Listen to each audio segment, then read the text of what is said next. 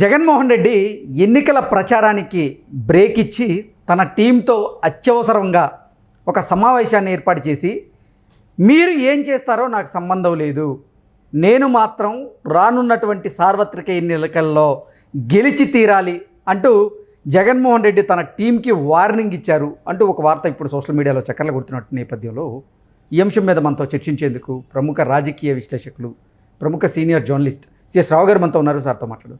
Sir, hi sir. Hello.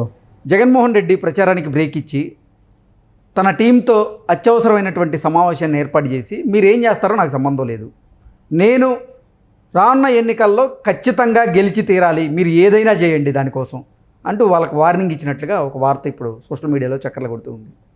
ఏంటి sir దాంట్లో వాస్తవం ఉందంటారు? ఇప్పుడు జగన్మోహన్ రెడ్డి ఆల్మోస్ట్ 2 weeks వ్యవధిలోనే 3 సార్లు బ్రేక్ తీసుకున్నాడు ప్రచారానికి. అందుట్లో ఈ ప్రచారం అనేది చాలా కీ పాయింట్ కదా. పీక్ టైంలో జనరల్గా ఎవరు కూడా రెస్ట్ తీసుకోరు. అలాంటి 3 times రెస్ట్ తీసుకున్నారు ఆయన. ఆల్మోస్ట్ 4 days 5 days రెస్ట్ తీసుకున్నారు.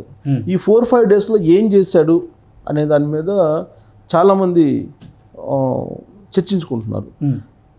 ఫస్ట్ బ్రేక్ తీసుకున్నప్పుడేమో వాస్తు దోషాలు ఉన్నాయి, వాస్తు దోషాలని ఏదో సరిచేసేటువంటి ప్రయత్నం చేశాడు. దగ్గరుండి మొత్తం అవన్నీ కూడా తాడేపల్లిలో ఉండేటువంటి గోడలు పగలగొట్టి అవన్నీ సరిచేయించేశారు. ఎవరో సిద్ధాంతం ఇచ్చారు, ఆ సిద్ధాంతిని ఎవరో పంపించారు, కేసీఆర్ పంపించడం, లేకపోతే విశాఖలో ఉండే స్వామీజీ పంపించాడని రకరకాలుగా చర్చ జరిగింది. ఆ తర్వాత మళ్ళీ ప్రచారానికి వెళ్ళాడు. ప్రచారానికి వెళ్ళి మళ్ళీ శ్రీరామనవమి బ్రేక్ తీసుకున్నారు. శ్రీరామనవమి బ్రేక్ తీసుకొని అప్పుడు మళ్ళా అనేది రివ్యూ చేసుకున్నారు. మొత్తం రిపోర్ట్స్ అన్ని తెప్పించుకున్నారు. ఆ రిపోర్ట్స్ అన్ని తెప్పించుకొని చూస్తే కనుక ఓడిపోయేటువంటి పరిస్థితి ఉంది అని చెప్పి ఆ తర్వాత గులకరాయి జరిగింది. గులకరాయి జరిగిన తర్వాతనే రెస్ట్ ఇవన్నీ కూడా. గులకరాయి జరిగిన తర్వాత కూడా ఫలితాలు మెరుగ్గా లేవు అనేటువంటి భావంతో ఆయన ఉన్నారు అని చెప్పి అనుకున్నారు. సో అనుకున్న తర్వాత ఆయన అగ్రెసివ్గా కొంచెం మళ్ళీ ప్రచారాన్ని ప్రారంభించారు. ప్రారంభించినటువంటి సమయంలో హెలికాప్టర్ యాత్ర ప్రారంభమైంది. హెలికాప్టర్ యాత్ర ఇప్పుడు ఫస్ట్ సిద్ధం సభలు పెట్టారు, తర్వాత మేమంతా సిద్ధం పెట్టారు, తర్వాత హెలికాప్టర్ యాత్రలు పెట్టారు. సిద్ధం సభలతోటి కొంత ఊపు తీసుకురావాలని ప్రయత్నం చేశాడు ఆయన. తర్వాత మేమంతా సిద్ధం సభలతోటి బస్సు యాత్ర చేసిన ద్వారా ఆయన చెప్పులు పడ్డాయి ఆయనకి, తర్వాత టమాటాలు పడ్డాయి, తర్వాత గులకరాయి పడింది, గులకరాయి తర్వాత కోడిగుడ్లు పడ్డాయి బస్సు యాత్రకి. ఆ తర్వాత హెలికాప్టర్ యాత్ర చేయటం మొదలుపెట్టారు. హెలికాప్టర్ యాత్ర చేయటం మొదలుపెట్టిన తర్వాత 3 సార్లు బ్రేక్ తీసుకున్నాడు.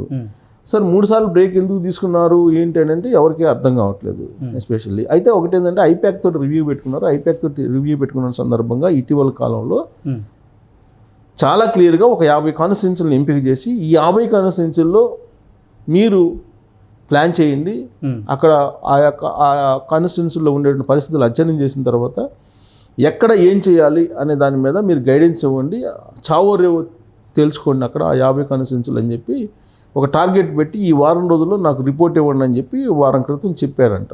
2 రోజులు లీవ్, కొంచెం వాస్తు దోషాలు అవన్నీ సరి చేసుకుంటూ.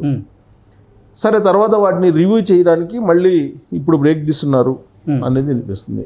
అయితే ఇప్పుడు రివ్యూ చేసిన తర్వాత పరిస్థితి మెరుగుపడకపోగా ఇంకా డౌన్ అయింది అని చెప్పి వాళ్ళ సర్వేల యొక్క సారాంశం. ఎందుకు డౌన్ అయింది అనే దాని మీద వాళ్ళు రివ్యూ చేసుకున్నటువంటి క్రమంలో టైటిలింగ్ యాక్ట్ ఏదైతే ఉందో, ల్యాండ్ టైటిలింగ్ యాక్ట్, దానివల్ల బాగా నష్టపోయాం పార్టీ. ఇక లేచేటువంటి పరిస్థితి లేదు, ప్లస్ మనం ప్రయత్నాలు చేసినా కానీ గెలిచేటువంటి పరిస్థితి లేదు, అధికారంలోకి వచ్చే పరిస్థితి లేదు అనేటువంటి అభిప్రాయాన్ని వ్యక్తం చేశారని తెలుస్తుంది. దాంతో జగన్మోహన్ రెడ్డి స్టైల్ తెలుసు కదా అందరికీ, ఆల్మోస్ట్ ఆ పార్టీ వాళ్ళకి కూడా తెలుసు. జగన్మోహన్ రెడ్డి ఏ విధంగా రియాక్ట్ అవుతారో కూడా తెలుసు.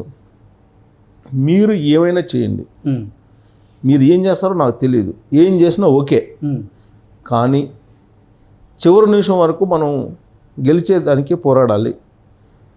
మీరు ఓడిపోతామంటే కుదరదు. ల్యాండ్ టైటిలింగ్ యాక్ట్ సంబంధించి మీరు మొత్తం ఎక్స్ప్లెయిన్ చేయండి, గ్రౌండ్ లెవెల్కి వెళ్ళండి, IVRS కాల్స్ చేయండి, చంద్రబాబు నాయుడు గురించి IVRS కాల్స్ ద్వారా బాగా ప్రచారం చేయండి, ఆయన మోసగాడని ప్రచారం చేయండి, ఆయన పర్సనాలిటీని తీయండి, పవన్ కళ్యాణ్ పెళ్ళిళ్ళ గురించి మాట్లాడండి, తర్వాత నరేంద్ర మోడీ తోటి ఏ విధంగా వాళ్ళు ట్రావెల్ అవుతున్నారో అది నెగిటివ్ వేలో వెళ్ళిపోండి. ఇలా ఐవీఆర్ఎస్ కాల్స్ చేయడం ద్వారా మొత్తం డ్యామేజ్ చేయండి అని చెప్తూ ఐపాక్కు సంబంధించినటువంటి వాళ్ళ గైడెన్స్ ఏంటంటే మీరు ఏమైనా చేయండి అంటే అర్థం ఏంటి? మీరు ఏమైనా చేయండి అంటే ఇక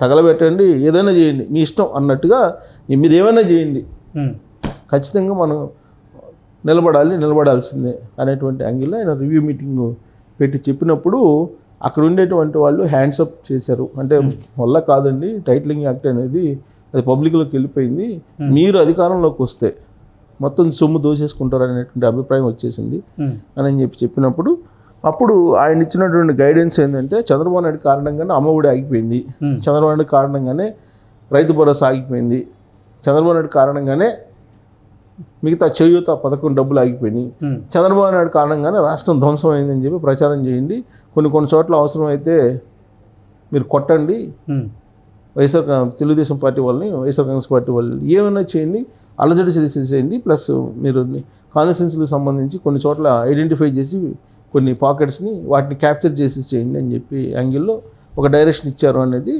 వైఎస్ఆర్ కాంగ్రెస్ పార్టీలో జరుగుతున్నటువంటి చర్చ. సో అసలు బ్రేక్ తీసుకోవడమే ఒక పెద్ద డ్రాబ్యాక్. ప్లస్ బ్రేక్ తీసుకోవడానికి ముందు ఆయన చేసినటువంటి కామెంట్లు ఏంటి? ఆయన ఒక మీటింగ్లో, మచిలీపట్నం మీటింగ్లో ఆయన కామెంట్లు చేశారు. బ్రేక్ తీసుకోవడానికి ముందు ఆయన ఓడిపోతున్నా ఇంకా లాభం లేదు అన్నట్టుగా ఆయనే పరోక్షమైనటువంటి సంకేతాలు ఇచ్చేశాడు. ఏమిచ్చాడు? జగన్మోహన్ రెడ్డి ఇచ్చినటువంటి సంకేతాలు, ఇక అయిపోయింది, మనం ఎలక్షన్ చేయలేం, నరేంద్ర మోడీ కేంద్రంతో వీళ్ళు టైఅప్ అయ్యారు, ఇక మనం ఎలక్షన్ చేయలేము అన్నారు. ఏ సందర్భంగా అన్నారు? డీజీపీని మార్చేశారు, తర్వాత అనంతపురం రేంజ్ డీజీపీ అమ్మిరెడ్డిని మార్చేశారు, ఈయన మొత్తం డీజీపీలని, డిఐజీలని, డీజీపీలని అందరినీ ఈయన కావాల్సిన వాళ్ళని పెట్టుకున్నారు. కావాల్సిన వాళ్ళని పెట్టుకుని ఎలక్షన్ చేయాలని చెప్పి ప్లాన్ చేశారు. ఎస్పీలని కొంతమందిని, డిఎస్పీలు కొంతమందిని, ఎస్ఐలు కొంతమందిని, సిఐలను కొంతమందిని ఇలా పెట్టుకున్నారు. కానిస్టేబుల్ వరకు నిన్నగాక మొన్న ఒక కానిస్టేబుల్ డబ్బులు పంచుతా కూడా దొరికిపోయాడు. ఎవరికి? ఉద్యోగులకి పంచుతా. రేపు ఓటర్స్ని బెదిరిస్తున్నారంట, మీరు ఎలా వస్తారు ఓట్లు చూద్దాం మీరు అని, మీరు రాండి ఓటు చూద్దాం అని చెప్పి కానిస్టేబులే బెదిరించే పరిస్థితి తీసుకొచ్చారంటే ఇక ఏ స్థాయిలో ప్లాన్ చేశారు ఎలక్షన్కి అనేది అర్థం చేసుకో. అంటే జనాలని భయపించేసి జనాలను కాదని ఓట్లు వేసుకోవాలి అనేటువంటి యాంగిల్లో ప్లాన్ చేసుకున్నారు. కానీ ఇప్పుడు ఏమైంది? ఆల్ ఆఫ్ సడన్గా రాజేంద్రనాథ్ రెడ్డిని మార్చేయటం, అమ్మిరెడ్డిని మార్చేయటం, తర్వాత ఒక ఇద్దరు డిఎస్పీలు మార్చేయటం, ఇలా చాలామందిని మార్చేస్తున్నారు. లాస్ట్కి ఎస్ఐలు కానిస్టేబుల్ దగ్గర కూడా మార్చేసే పరిస్థితి ఏర్పడింది. సో దీంతో ఆయనకు అర్థమైంది పరిస్థితి, సీన్ అర్థమైపోయి మనం ఎలక్షన్ చేయలేము, ఎలక్షన్ చేసేటువంటి పరిస్థితి లేదు అంటే కేవలం వాళ్ళ మీద ఆధారపడ్డాడు. తీరా చూస్తే పరిస్థితి ఇప్పుడు ఉల్టా అయిన క్రమంలో మనం ఎలక్షన్ చేయలేము, ఇలా అయితే ఎలక్షన్ చేసేటువంటి పరిస్థితి లేదని చెప్పి ఆయన అన్నాడు. ఆయన అన్న తర్వాత ఇంకా లీడర్లు కానీ క్యాడర్ కానీ ముందుకు వచ్చేటువంటి పరిస్థితి లేదు. సో దాంతో ఆయన చాలా సడన్గా బ్రేక్ తీసుకోవడంతో పాటు అసలు జగన్మోహన్ రెడ్డి పని అయిపోయింది, ఈయన గెలవలేడు అని చెప్పి ఒక టాక్ వచ్చింది. దానికి అదనంగా ఏంటి, లండన్ చెక్ వేస్తున్నాడు అనేటువంటిది ఇంకో టాక్ వచ్చింది. సో ఇవన్నీ కూడా మల్టిప్లై అయ్యి ఆయన ఈ వారం 10 రోజుల్లో 3 సార్లు బ్రేక్ తీసుకోవడం అనేది అదొక పెద్ద మైనస్ పాయింట్ ఆయనకి. ప్లస్ మనం ఎలక్షన్ చేయలేము అనేటువంటి కామెంట్ ఏదైతే ఉందో అది ఒక నెగిటివ్ పాయింట్. ప్లస్ నేను ఏదైతే అనుకున్నానో నేను ఆ పోస్ట్ సాధించాను, సీఎం పోస్ట్, ఒక్క ఛాన్స్ అన్నాను, అందరిని బతిలాడని ఇచ్చారు, నేను సాటిస్ఫాక్షన్గా ఉన్నాను, నేను హ్యాపీగా దిగిపోతాను అన్నాడు. నేను చేయగలిగిందంత చేశాను, నేను నా కోరిక నెరవేర్చుకున్నాను, నేను హ్యాపీగా దిగిపోతానని ఆల్రెడీ ఎప్పుడో చెప్పాడు. సో అంటే ఓటమికి సంబంధించిన సంకేతాలు ఆయనే ఇచ్చేసుకున్నాడు తొలి నుంచి కూడా. సో ఇప్పుడు రివ్యూ మీటింగ్ పెట్టి ఎట్టయినా నన్ను గెలిపించాలి, మీరు ఏం చేస్తారో నాకు తెలియదు, మీరు ఏమైనా చేయండి, మనం గెలిపించాలని చెప్పి వాళ్ళకి ఏదో మెడ మీద కత్తి పెట్టినట్టు మాట్లాడారు. దానికి వాళ్ళు ఏం చేయాలో అర్థం కాని పరిస్థితిలో ఇప్పుడు వాళ్ళు మీటింగ్ నుంచి వెళ్ళిపోయారు. ఈయనేమో తాడేపల్లిలో వాస్తు సరి చేసుకునే పనిలో ఉన్నారనేది తెలుస్తుంది. అంటే ఏమైనా చెయ్యండి మీరు అని అంటే దాని అర్థం ఏంటనేది వాళ్ళకి కూడా అర్థం కావట్లేదు మీటింగ్లో పాల్గొన్న వాళ్ళకి. ఓకే, అంటే గొడ్డలు తీసుకోమంటారా, లేకపోతే కోడికత్తి లాంటిది ఏమన్నానా, లేకపోతే ఏంటి అనేది అర్థం కావట్లేదు వాళ్ళకి. Okay. Okay sir, thank you so much. Thank you.